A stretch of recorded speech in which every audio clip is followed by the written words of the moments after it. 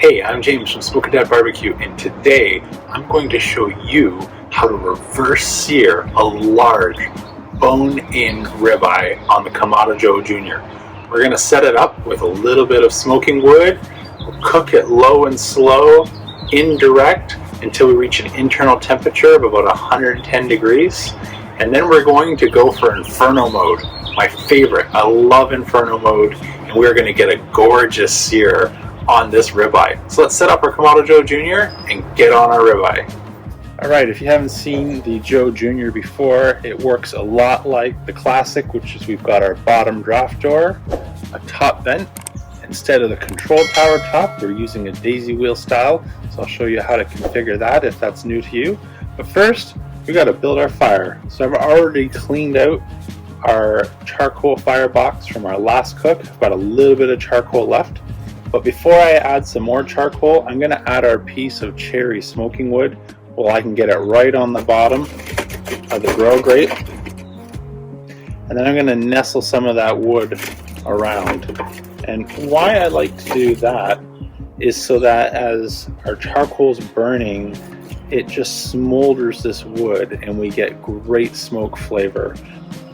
Even though it looks like smoke when you get that white billowy smoke just coming out the top of your Joe, that's not properly ignited wood. So we want to try and actually have this fully lit and ignited and coming up through those hot coals to purify that smoke without getting the grill temperature too high. And so I found one of the best ways to do that is just to nestle a piece of wood right in there. I've used cherry. You could use hickory, apple, pecan, peach, oak. A whole bunch of woods work really great with ribeye, but I like cherry because the color that it gives you, and I'm also looking for size. We don't want to overwhelm our steak, and this is just the perfect piece of size of wood, so that's why I picked that for today's cook. Let's go ahead and add some charcoal and light our fire.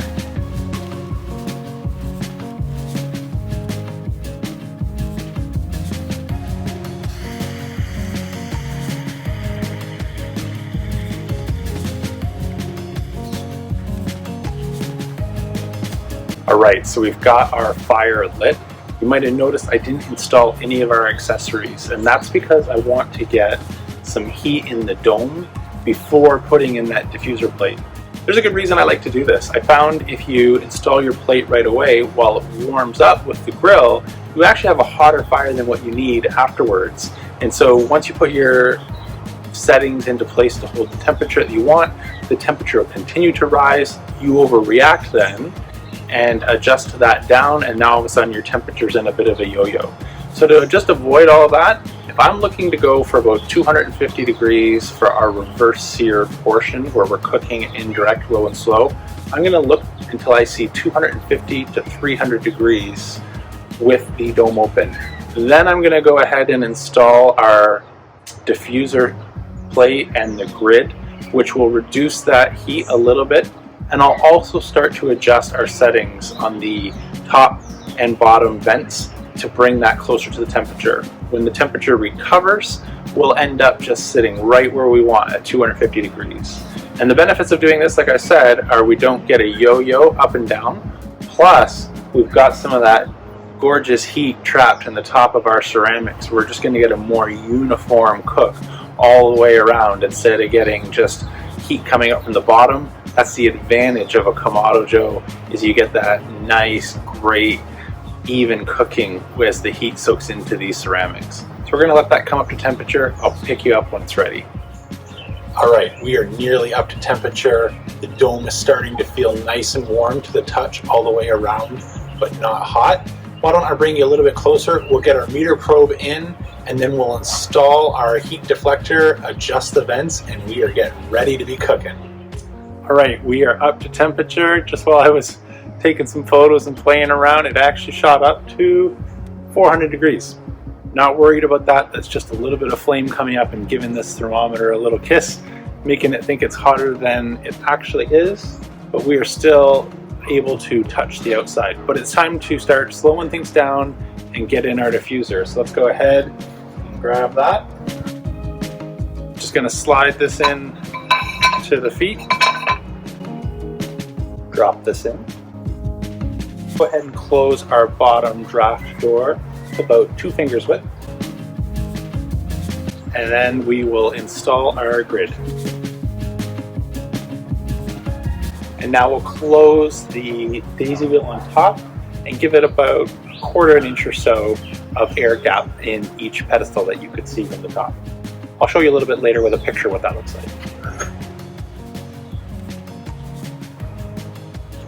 All right, now that that's going to stabilize and we're going to heat up that diffuser plate, cool down that road coal that was burning away and settle in for our nice indirect cook, let's go ahead and set up our meter probe in our lovely ribeye. All right, so as you can see, we've got a nice thick ribeye for today. We are, what, 3 fingers or so thick? I think that's an official measurement, right? 3 fingers. So we're gonna just go ahead, take our probe, insert it right into the middle, in the thickest part, and go right to that line where it says we want to insert past there. We are now ready to pair it to our phone and throw it on the Kamado Joe.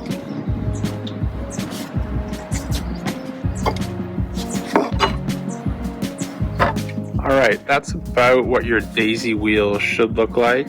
We're rolling along at 230 degrees, which is not what you see here on the dial. That's reading about 175.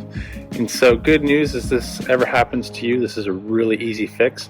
I just recently did a video on it for my top 5 Kamado Joe fixes, and one of them is adjusting your temp dial when after winter, hot, cold cooks, they need some adjusting. And so there's 2 really easy things you can do to fix that. I'll put a link in the description below so you can go check out how to fix that. The only way I actually knew this was off is 1, that's way too warm to the touch to be 160 degrees, and 2, my meter probe is telling me that the dome temperature is 230, which does not match what we are seeing when we look at this dial. So I'll join you back here in about an hour when we should be getting to 110 internal Fahrenheit, and we'll get ready to sear our ribeye. All right, we got our alert. We are now at our resting temperature. Let's go ahead and get this off and get ready to fire up to searing mode. Oh, I wish you had smell-o-vision for what's hitting me there. So that smells phenomenal. Let's just go ahead and get this off to a plate and let it rest. We'll crank the heat. All right, so to crank the heat, we're going to do a couple things. First, we're going to go ahead and remove our grid and our plate setter so that we have direct access to the coals. Set that aside. Next, we're going to open up our bottom vent all the way so we get airflow. And then we're going to slide our daisy wheel all the way open and make sure the dials are open so we're getting max airflow. We'll just give this a couple minutes to come up to temperature and we'll be ready to sear that ribeye. Alright, so as you may be able to tell if the mic's picking that up, our weather's changed. That's spring, that's alright, that's grilling. But I did pick the wrong Kamado to use today. See, we've got 2 right in front of me here that are under this little pergola with some rain protection, and we're using the one that's not. That's alright. Didn't know the weather was going to change on us, so I won't be able to bring the camera as close as I was going to so you could see this awesome sear action, but I think you'll still be able to get a pretty good idea of what's going on. So why don't I throw this ribeye on and we'll get our sear started.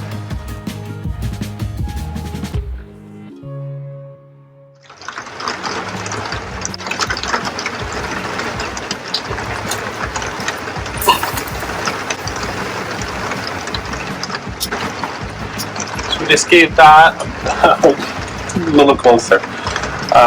We just gave that about 45 seconds or so per side, and I flipped it and do another 45 seconds per side, and then we're going to rotate it 90 degrees and repeat it. So we're hot, so we're running low and close to the coals at a high temperature. So 45 seconds is going to be about all we need to get a great Maillard reaction. Since the rain has changed, what I'll do when we're done slicing this up, I'll take us inside and we can slice this ribeye up and see how we did. I'll leave you on for fast forward so you can see the rest of the sear, and meet you inside when we're ready to slice in and see how this ribeye turned out.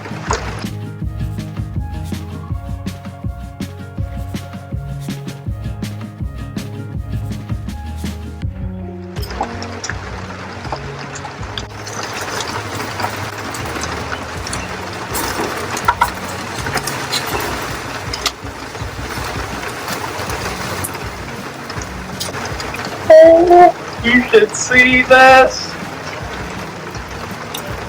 Gorgeous!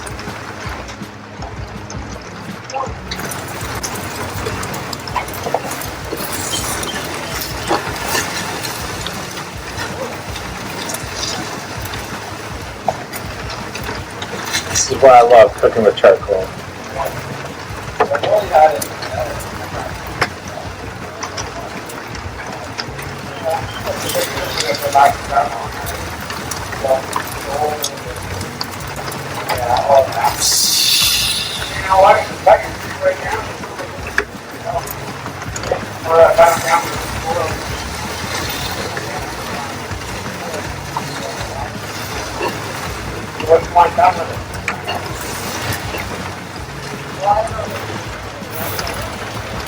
I don't know if you can see that, but check that out. Let's go inside so you can get a closer look. All right, welcome to the dry. Let's slice this up and see how we did. For dinner tonight, we're going to be putting a few slices on top of the salad. Just go right along the bone.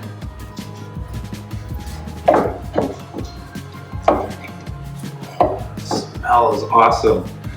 Let me know in the comments if you're pro bone and you go and that's the first thing you grab, or if you're going to wait for one of these slices. Just cut this in the middle. Look at that. I'm going to bring this a little bit closer just to make sure you can see how awesome this looks inside. So we've got our edge to edge medium rare. That's one of the great advantages of a reverse sear. Let's cut a couple slices.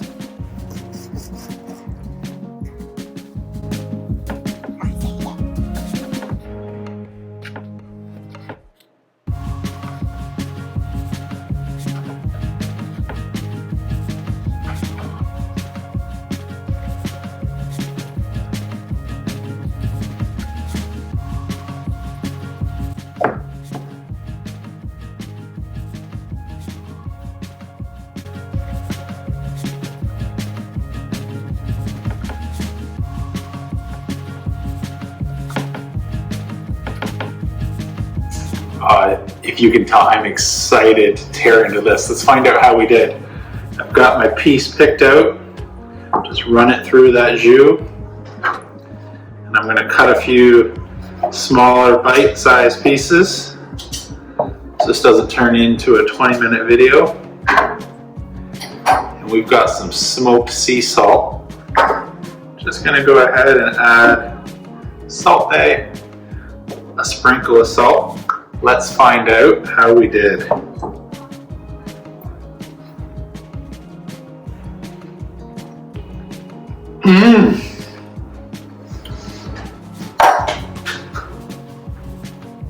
So good. You can get just a hint of that smoke flavor, but doing it underneath the charcoal, it's like a seasoning. It's not overpowering. It's not the first thing that hits your mouth. It's just a little bit of depth that you wonder what that is, but you know you like it. It's so good. And that crust just came out perfect with about 45 seconds before we rotated it. We've got an amazing crust. I wish you could have this. If you were allowed to be closer than 6 feet, I'd be more than happy to share. Anyways, I hope you liked today's video. I'm gonna go ahead and plate up our salad. If you liked it, please hit like and subscribe to catch future videos. And if there's something you want to see me cook, let me know in the comments. I'd be happy to do a video. Until next time, we'll see you then.